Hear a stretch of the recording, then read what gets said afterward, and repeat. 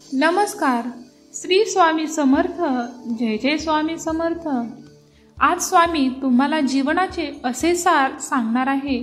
ते ऐकून तुमचे हे मन थोड्या मनासाठी संसारातून बाहेर जाईल. स्वामी सांगतात की बाळा, जीवनामध्ये कोणीच कोणासाठी थांबत नाही. प्रत्येकाच्या नशिबाचा जो भाग आहे, जो भोग आहे, ते त्यांना संपवायचा आहे. जेव्हा कधी तुझ्यावर वाईट प्रसंग ओढावेल, तुझी प्रकृती तुला साथ देणार नाही, गंभीर आजाराने तो त्रस्त होतील, त्यावेळेस तुझ्या भेटीसाठी, तुझ्या मदतीसाठी तुझा पैसा येणार नाही, की तुझी शोहरत, आयुष कोणीही तुझ्या सोबत येणार नाही.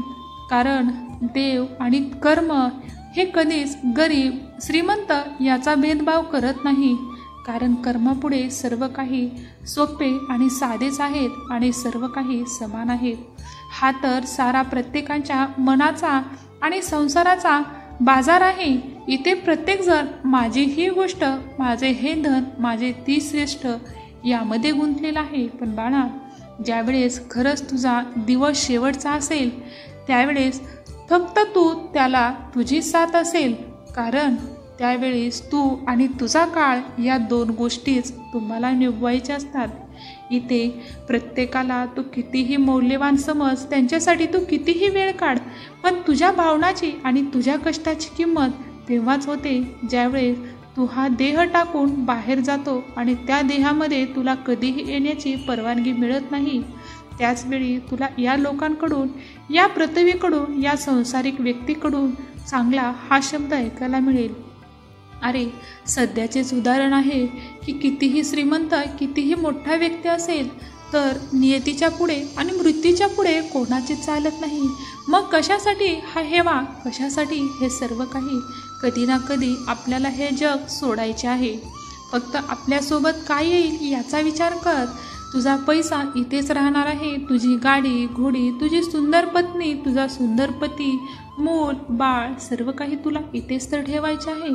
मग कशासाठी तू ह्या संसारात अडकून पडलास? जीवनाचे सत्य जाणून घे बाळा. मी तुला या संदेशातून तेच उपजत आहे. फक्त तू ते स्वीकार कर आणि तुझ्यासोबत, तुझ्यापासून जी व्यक्ती दूर गेली आहे त्या व्यक्तीचा विचार कर. त्या व्यक्तीने काय घेऊन गेले आहे आणि काय ठेवले आहे. मग तू आणि तो का वेगळा आहोत का हे ओळखून घ्यायला शिक. कारण जीवनाचे अंतिम सत्य तेच आहे. ते खूप सुंदर आहे. ते तुम्हाला स्वीकारावेच लागेल. प्रत्येकाला मृत्यू ही गोष्ट आपल्यापाशी नको वाटते. इतरांच्या मृत्यूला लोक असे जातात की जसे काही आपण अमर झालो आहेत आणि आपल्याला कधीही तिथे जायचे नाही. अरे, जेव्हा कोणी आपले शरीर सोडून जातो तेव्हा त्याचेच नाती होते त्यांना घालण्यासाठी घाई करतात आणि लगेच तुझ्या नावाने ओळख असणारी तुझं शरीर डेड बॉडी किंवा मृत व्यक्ती या नावाने ओळखलं जातं. मग तुझं अस्तित्वच काय आहे हे कधी ओळखणार? बाळा, प्रत्येकाला त्याचा काळ देवाने ठरवून दिलेला आहे. तो काळ संपला की तुझा प्रवासही तिथंच संपणार आहे हे कधी ओळखणार? कोणासाठी कुठलाही वेळ किंवा कुठलाही वशिला वेळेचा मोल कधीही करत नाही. कारण देवाने जितके क्षण, जितका श्वासाचा मोल आपल्याला दिला आहे, तितक्याच वेळेचे आपण इथे पाहुणे आहेत. फक्त ज्याने हे ओळखले आहे त्याला जीवनाचे सार समजले आहे. तोच व्यक्ती मोह, माया, मत्सर यामध्ये न अडकता फक्त स्वामी नाम आणि त्याची ज्या देवावर श्रद्धा आहे त्या देवावर श्रद्धा ठेवून नामस्मरण, सत्कर्म यामध्ये गुंतला आहे. आणि त्याच लोकाचे पुण्य त्याच्या पिढीला, त्याच्या जीवनाला मोल देते. मग तू काय करत आहेस? बाळा, ओळखून घे. मला तुला हे सांगायचं आहे की जीवनाचे हेच अंतिम सत्य आहे. तुला किती धन हवे आहे, किती मौल्यवान तू क्षण मिळवतोस हे कोणाच्याच हाती नाही. जो तुझ्या नशिबाचा भोग आहे तो भोगावाच लागणार आहे. आणि जे तुझ्या नशिबात लिहिलेलं आहे ते कोणीही चुकवून नाही शकणार. तू पहा बाळा, हे अशक्य हे शक्य करणारे स्वामी तुझ्यासाठी शब्द न शब्द खरे ठरवतात. फक्त त्यांचा आधार घे. जीवनाचा सार ओळखून घे. कुठल्याही मोहमायेमध्ये गुंतू नकोस. कर्म करत राहणे हे तर तुझे कर्तव्य आहे. पण कर्म करत राहतानाही तुझ्या जीवनाचं कल्याण कशात आहे हे ओळखून घे आणि त्याचा आधार घेऊन आजपासून तरी पाठीमागचे क्षण सोडून दे आणि पुढे येणाऱ्या प्रत्येक क्षणाचा आनंद घे. आयुष्य हे एकदाच आहे, ती संधी परत नाही. भेटलेल्या क्षणामध्ये आनंदाने जग. मोह, मत्सर, वाईट गोष्टी, इतरांबद्दल द्वेष, भांडणे यामध्ये अडकू नको. कारण कितीही वाईट व्यक्ती असेल आणि कितीही तुझा द्वेष असेल, पण वाईट वेळ आल्यानंतर तुला प्रत्येकाचीच गरज पडेल आणि प्रत्येकाचीच तुला साथ हवी असेल.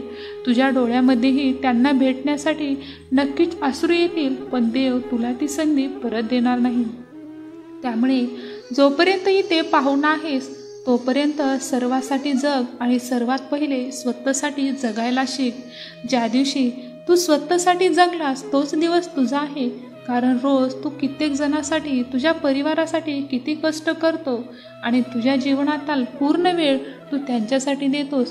पण पहा करून की ज्यावेळेस तू खरं संकटात आहेस, ज्यावेळेस तुझ्यावर खरंच अंतिम वेळ आली असेल, त्यावेळेस हीच लोक तुझ्यासोबत येतील का? मग मागे फिरून कशाला पाहतो? तुझ्यासाठी जे सत्य आहे ते स्वीकार. तुझ्या मुलांबाळाचे भविष्य स्वीकारणे हे तुझे कर्तव्य आहे. पण तुझ्या जीवनाचा उद्धार करणे आणि तुझ्या जीवनाचे सांत्वन करणे हे फक्त आणि फक्त तुझ्या हातात आहे. हे मार्गदर्शन करणारी स्वामी आई तुझा मार्ग स्वच्छ आणि सुंदर करत आहे. फक्त त्या मार्गावरती चालण्यासाठी पुढे ये. बाकी सर्व देवावर सोड. देव तुला मार्ग दाखवेल आणि त्या मार्गावर चालण्यासाठी तू तयार आहेस तर स्वामी आई मला तो मार्ग तुम्ही नक्कीच दाखवत राहा. मी त्या मार्गावर चालण्यासाठी तयार आहे अशी स्वामींना प्रार्थना करा. कारण स्वामी त्यांच्या भक्ताचा उद्धार नक्कीच करतात. स्वामी उद्धार करतात, परंतु कर्मापासून तुझी कधीही सुटका होत नाही. त्यामुळे तू चांगले कर्म केलेस तर स्वामी तुला चांगलेच फळ देतील आणि वाईट कर्म केलेस तर स्वामीही तुला वाईटच फळ देतील.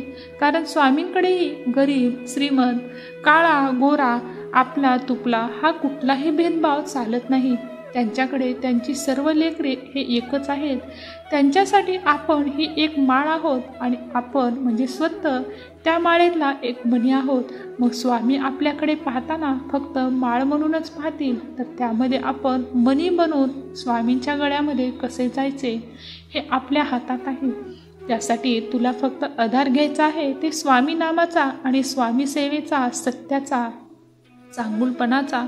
हेच मार्ग तुम्हाला देवापर्यंत आणि तुमच्या कल्याणकारी मार्गापर्यंत घेऊन जातात.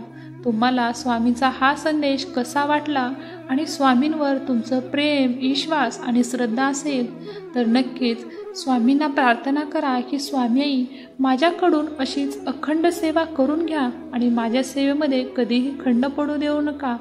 हीच तुमच्या चरणी प्रार्थना अशी कमेंट करायला विसरू नका. धन्यवाद. श्री स्वामी समर्थ. जय जय स्वामी समर्थ.